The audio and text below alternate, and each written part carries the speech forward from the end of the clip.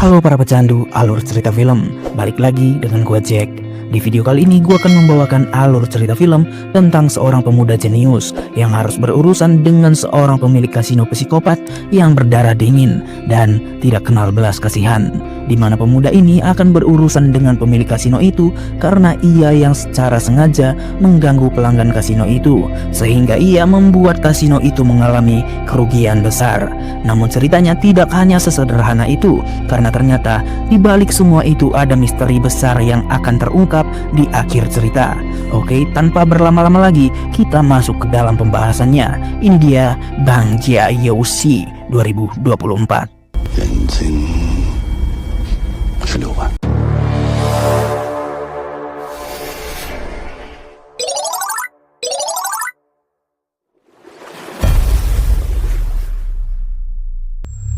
我从来没有在这个时刻，我以前从没有输过，是一场我输掉的游戏。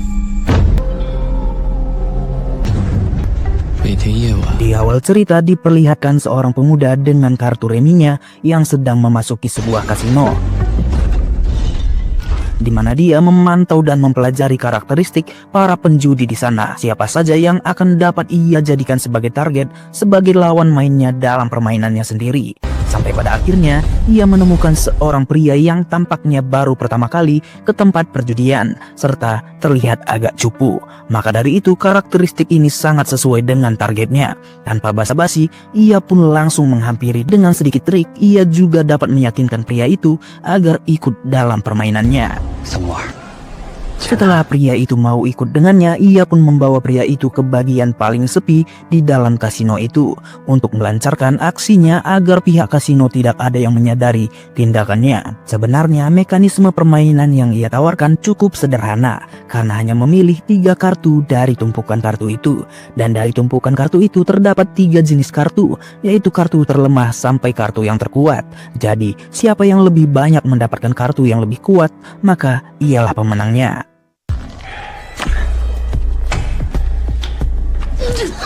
Di mana dia sengaja membuat ia kalah di awal-awal permainan agar si pria itu masuk dalam permainannya dan akan terpancing membuat taruhan yang lebih besar lagi. Sampai pada akhirnya inilah yang terjadi pada pria itu.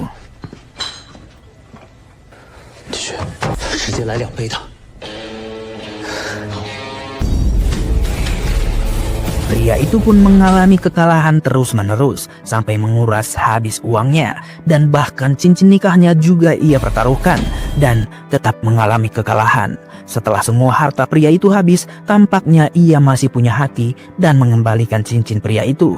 Namun si pria itu tidak terima dan ingin menghajarnya. Akan tetapi ia pun mengingatkannya, jika mereka ribut di sana, maka pihak keamanan kasino itu akan tahu apa yang mereka lakukan, dan itu akan menjadi hal terburuk yang akan pernah mereka alami. Sehingga mau tidak mau pria itu pun harus pasrah dengan uang dan kekalahannya. Setelah itu ia pun buru-buru menuju ke suatu tempat yang ternyata ia ke tempat ini untuk membeli kantong darah dari uang kemenangannya, yang mana transaksi ini ia lakukan secara ilegal.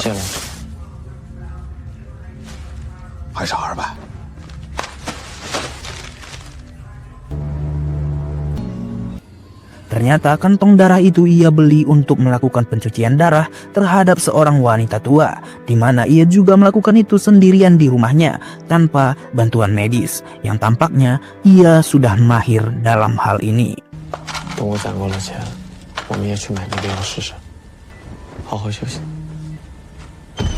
Oh iya, gua belum memberitahu nama si pria ini. Dia bernama Lu Fei.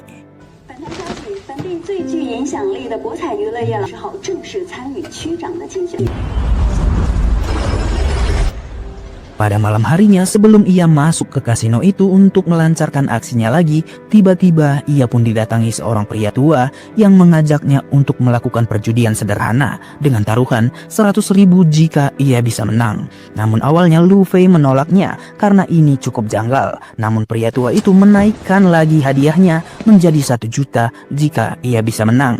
Mendengar itu, Lu Fei menjadi penasaran dan ingin ikut dalam permainan pria tua itu.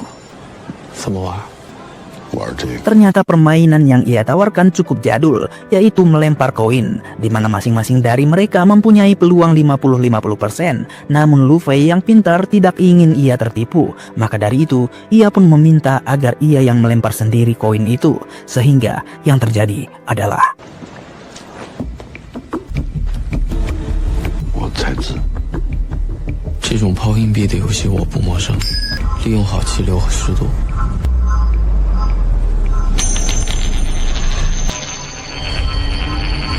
Awalnya Luffy sangat yakin dengan permainan ini, karena biasanya ia juga punya trik untuk mempermainkan mainan ini. Namun ternyata ia pun kalah, dan dia juga sangat terkejut karena pria ini mengetahui namanya. Bahkan bukan hanya namanya, pria ini juga tahu setiap malam Luffy mengunjungi kasino itu untuk menipu para pelanggan di sana dengan trik murahannya. Walau pria tua itu tahu bahwa Luffy punya trik dalam permainan koin ini, tapi ia juga bisa menipu dengan trik yang ia miliki dengan memodifikasi koin itu, sehingga ia tahu apa hasil dari pelemparan itu. 你出钱？也没有说不能出钱的，你是被那100万迷惑了。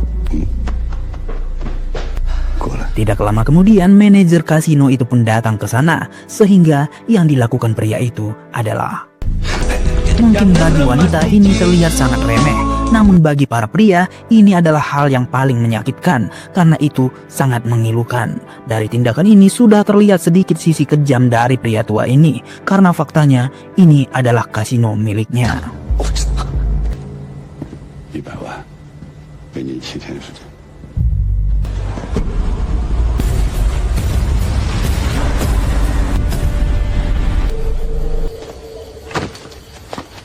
Melihat seorang wanita keluar dari rumah pria itu, ia pun penasaran dan membuntuti wanita itu. Sampai pada akhirnya yang terjadi adalah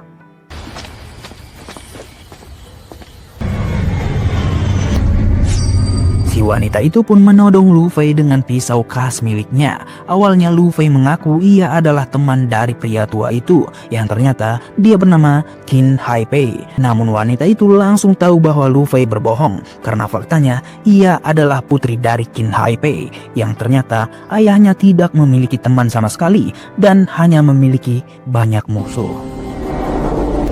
离家出走啊？你叫什么？ Ternyata nama wanita ini adalah Qin Xiaoyao. Kita panggil saja dia sebagai Xiao. Xiao pun langsung tahu bahwa Luffy pasti punya hutang pada ayahnya. Namun ia menegaskan bahwa Luffy tidak akan mendapatkan uang darinya, karena ia hanyalah seorang anak haram dan hanya adiknya lah yang dianggap oleh ayahnya sebagai seorang keluarga. Namun dia punya sebuah cara, tapi sebelum itu ia akan mempermainkan sebuah mainan dari suku Brazil untuk menanyai dewa mereka. Maka dari itu jika Luffy menang dalam permainan ini, ia akan membayar semua atau mengurus semua hutang Luffy. Akan tetapi jika Luffy kalah, ia harus berjanji akan melakukan sesuatu sesuai permintaannya. 这么晚？ 别伤口的血先流到匕首上，朕答应了我的请求。输了。 Dari kekalahan itu, ia pun membisikkan sesuatu yang harus Luffy lakukan. Namun tampaknya Luffy cukup syok mendengar keinginan Xiao. 神经病，一家都是神经病。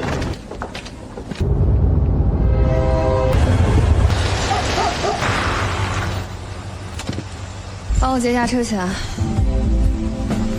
Setelah Luffy pulang, ternyata Xiao mengikutinya dan memintanya agar ia bisa menginap satu malam di rumah Luffy, karena ia tidak bisa check-in di hotel dan tidak bisa ke rumah temannya karena akan ketahuan oleh ayahnya. 今天晚上你就睡觉。 Luffy pun menyuruhnya untuk tidur di sebuah sofa. Akan tetapi ia yang tidak terbiasa ingin memilih sebuah kamar, yaitu kamar tempat wanita tua sebelumnya. Dan hal itu pun membuat Luffy sangat marah karena ia yang sangat-sangat lancang. 你睡沙发。 明明有两个 Namun 房间， tetap saja ia memilih kamar lain dan mengharuskan Luffy tidur di sofa. Akan tetapi ia menawarkan kembali jika Luffy berubah pikiran dan mau melakukan permintaannya sebelumnya, maka mereka akan 等 lakukan. 一下刚才说的那件事，我要。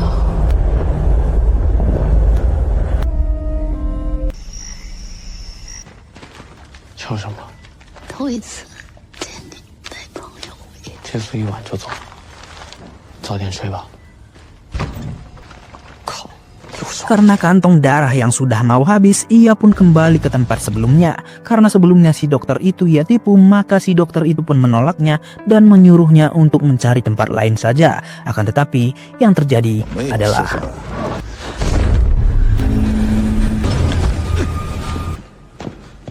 ternyata ia dibawa oleh anak buah Qin Haipei untuk menemuinya yang ingin mengingatkannya soal hutang-hutangnya. Namun sebelum itu, ia pun menawarkan Lu Fei makanan kesukaannya dan Lu Fei pun mencobanya, namun ia terbatuk kepedesan setelah mencoba makanan itu. Sehingga yang Qin Haipei lakukan adalah 拉了，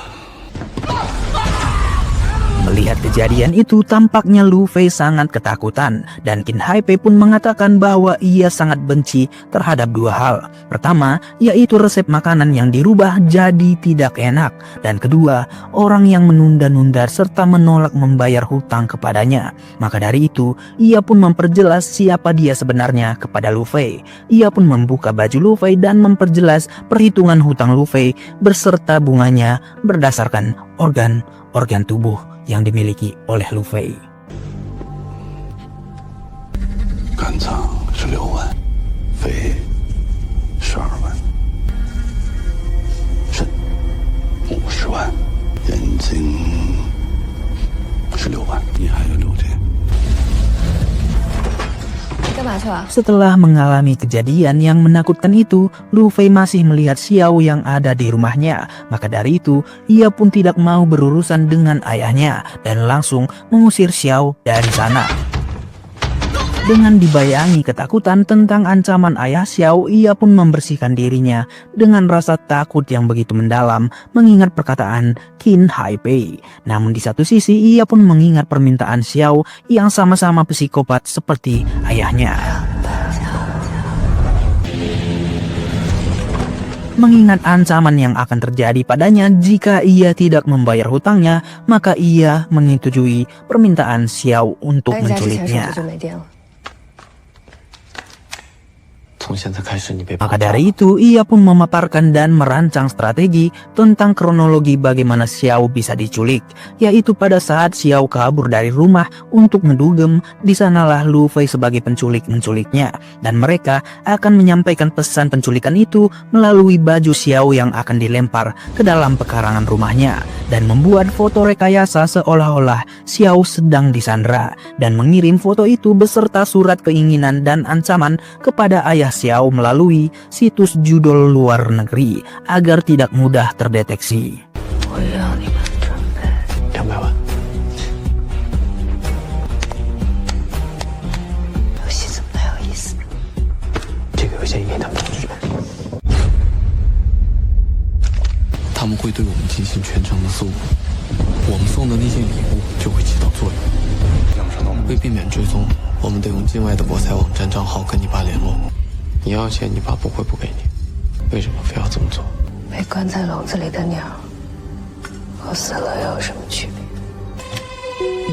Mereka pun menunggu balasan dari ayah Xiao dalam beberapa hari, namun sampai kini belum ada balasan sama sekali. 或许他根本就不关心这个事。 Maka dari itu, Lu Fei berencana untuk memantau rumah Xiao. Apakah pesan baju mereka telah tersampaikan? Awalnya Xiao memaksa ingin ikut, namun karena terlalu beresiko, Lu Fei menyuruhnya untuk tetap diam di sana. 不要让这个游戏变成真的。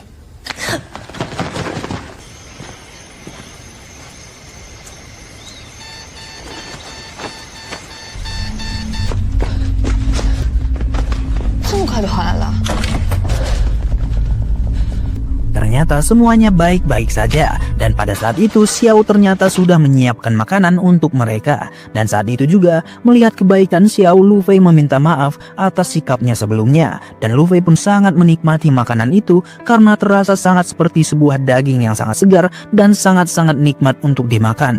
Namun ternyata itu adalah 这是什么肉啊？还挺新鲜。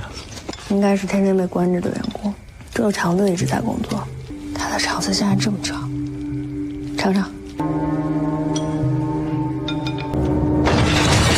我就是说了你2句，你就这么报复我？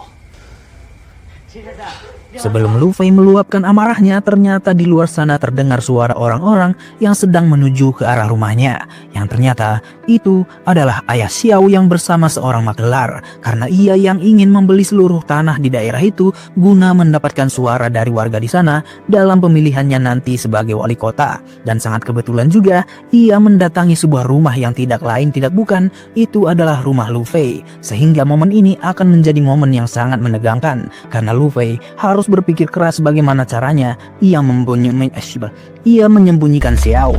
Dengan terpaksa, ia pun harus menyembunyikan Xiao di ruangan tempat wanita tua itu berada.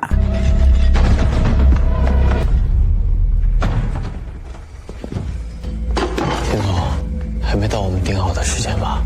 这么巧，一个人吃饭也挣不到活钱。焦虑。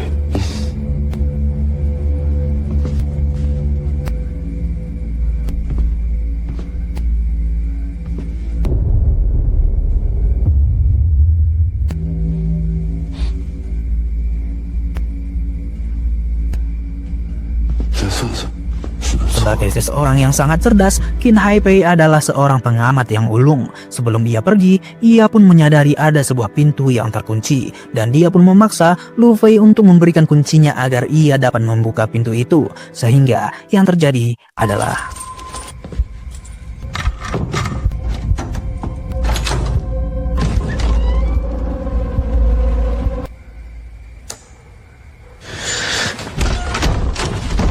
你还剩3天。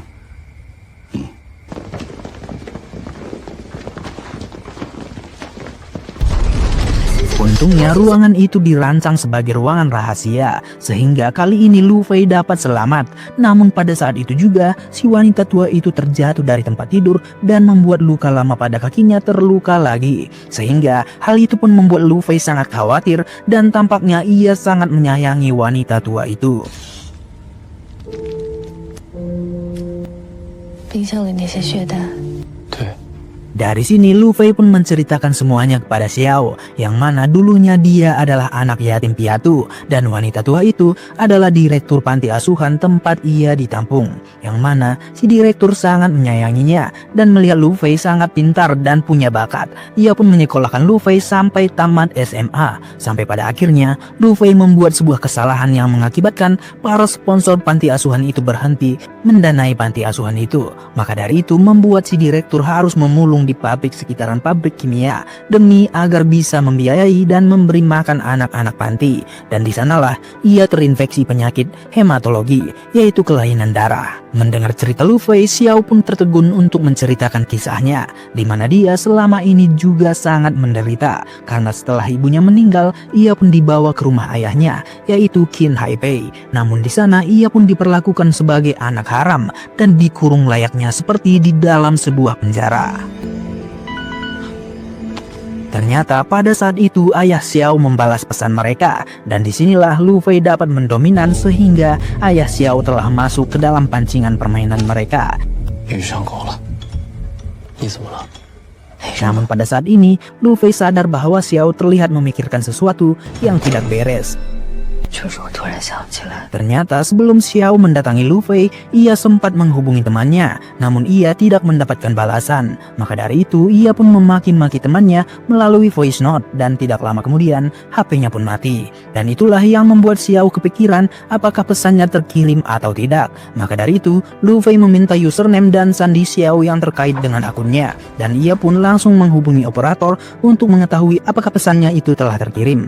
Yang ternyata pesan itu telah terkirim, sehingga ini akan menjadi ancaman bagi mereka berdua, karena dalam rencana mereka telah mengatur waktu penculikannya pada jam 10.21. Namun waktu Xiao menghubungi temannya setelah lebih dari jam 10.21. Maka dari itu rencana yang sudah mereka rancang dapat terbongkar, dan kebohongan Xiao pun dapat diketahui oleh ayahnya, sehingga mereka berdua berada di dalam bahaya. 你有大家钥匙，为什么要来我家？ 没有钱做这决来着。对不起， Mendengar jawaban Xiao, mereka pun langsung menuju ke rumah temannya.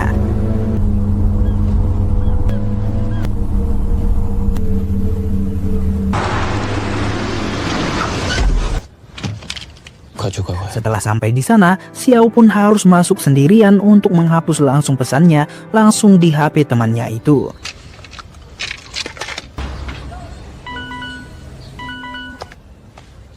我必须要确认小姚的安全，赌局就取消。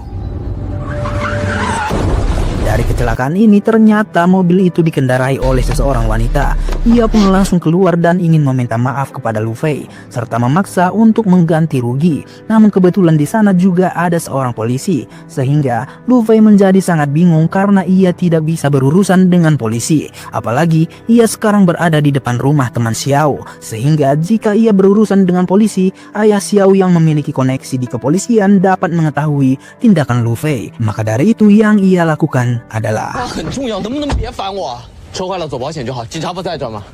喂，跟我走。你爸要听你声音，时间来不及了。